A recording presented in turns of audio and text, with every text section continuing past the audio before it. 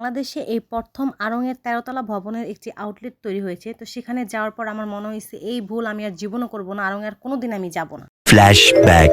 আসসালামু আলাইকুম, this is me Taslima from Taslima's blog. এই প্রথম আমি তোমাদের সাথে একটি আড়ং-এর আউটলেটের বিষয়ে কথা বলতে যাচ্ছি। বেসিক্যালি আমার কাছে আড়ং-এর আউটলেট তত বেশি একটা ভালো লাগে না। তবে রিসেন্টলি ৭ই মার্চ ওদের একটা আউটলেট ওপেনিং হয়েছে, ১৩ তলা ভবন নিয়ে অবস্থিত রয়েছে সেটা। আমিও ইফতার করতে বরাবর বাসায় দাওয়াতে গিয়েছিলাম। তো চিন্তা করলাম যেহেতু আড়ং-এর আশেপাশেই আছি তো অবশ্যই যাওয়া যাক। তো গ্র্যান্ড ওপেনিং এ আমি ইচ্ছাকৃতভাবে যাই নাই, যেহেতু সেদিন অনেক বেশি ভিড় থাকে সেটা আমি জানি। তো সেক্ষেত্রে আমি তার পরের দিন ৮ই মার্চ ডিসাইড করলাম সেখানে যাওয়ার জন্য। এটাই মনে হয় আমার জীবনের সবচাইতে থেকে বড় ভুল ছিল। ৮ই মার্চ দিনটা আমার অনেক বেশি খারাপ সেটা বললেই চলে। কারণ এটা শুরু হইছে আমার এই আড়ং-এর শোরুম থেকে। বাসা থেকে বের হইছি, তারপর এত পরিমাণ জ্যাম ছিল আর এত পরিমাণ রোদ ছিল যে পুড়তে গেছি, যা বলার বাহিরে।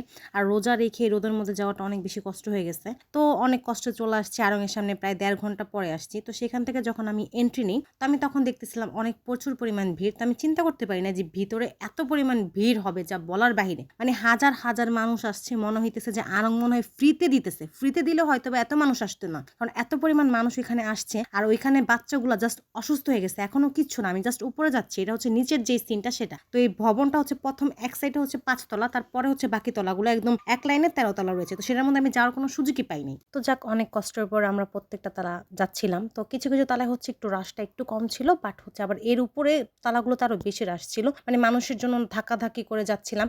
আর এত পরিমাণ গরম লাগতেছিল, এসি সম্পূর্ণ চলতেছে, বাট মানুষের গরমে লোকাল মার্কেটের থেকেও খারাপ অবস্থা ছিল তার ভিতরে। তার ভিতরে হচ্ছে যে ওদের যে বিল পে যে কাউন্টারটা, সেখানে এত পরিমাণ ভিড় ছিল, কেউ যদি কোনো প্রোডাক্টস নেয় সেটা যদি ১ টাকারও হয়, সেক্ষেত্রে সে বিল পে করতে তাকে প্রায় ২.৫ থেকে ৩ ঘন্টা দাঁড়িয়ে থাকতে হচ্ছে। আর অবশ্যই সেখানে অনেকেই রোজা রেখে দাঁড়িয়ে আছে, তাদের অনেক বেশি অসুবিধা হচ্ছে। তো সেখানে আমি দেখলাম অনেকেই একটু চিল্লাপাল্লা করতেছে যে ভাই এতক্ষণ লাগলে কিভাবে হবে, আমরা এত ঘন্টা ধরে দাঁড়ায় আছি, আমরা তো রোজা রাখছি, আমাদের তো কষ্ট হয়, অনেক কথাবার্তা। তার মধ্যে আরো বিরক্তকর একটা ব্যাপার হচ্ছে যে ওদের যে এক্সিট পয়েন্ট সেটা হচ্ছে একটাই। তো একটা রাস্তা দিয়ে সবাই আসতেছে যাচ্ছে। তো এর মধ্যে হচ্ছে অনেক বাচ্চা, যেমন অনেকে হচ্ছে ৩-৪ মাসের বাচ্চা নিয়েও মার্কেট করতে আসছে। তো তাদের বাচ্চা মানুষের চাপে খুবই অসুস্থ হয়ে যাচ্ছে। তো তারা খুব চিল্লাচিল্লি করতেছিল যে ভাইয়া ইমার্জেন্সি কোনো এক্সিট পয়েন্ট আপনারা দেন নাই কেন, এটা তো আপনার দেওয়া উচিত ছিল। তো তারা বলছে সেটা তো এখনো দেওয়া হয়নি। দ্যাটস মিন আপনারা কি বলতে চাইতেছেন ভাই, যে এত বড় একটা শোরুম খুলে আপনারা বসে আছেন, আপনার ১৩ তলা একটা বিল্ডিং করছেন, বাট ইমার্জেন্সি কোনো এক্সিট পয়েন্ট আপনারা দেন নাই। তো সেখানে যদি কোনো সমস্যা হয়, সবার এক রাস্তা দিয়ে বেরোতে হবে।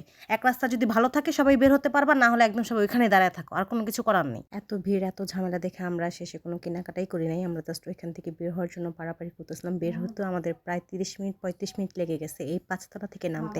আজকে তো আউটলেটটা তেমনভাবে ঘুরতেও পারি নাই, ভিডিও করতে পারি নাই, অনেক কষ্ট করে সেখান থেকে বের আসছি। তো আবারও যাব সেখানে নতুন করে একটু ভিডিও করার জন্য। সেই পর্যন্ত আপনারা আমার ব্লগের সাথেই থাকবেন। আবারও দেখা হবে আপনার সাথে আমার নতুন কোনো ভিডিওর সাথে। সেই পর্যন্ত আপনারা ভালো থাকবেন, আমার জন্য দোয়া করবেন। আল্লাহ হাফিজ।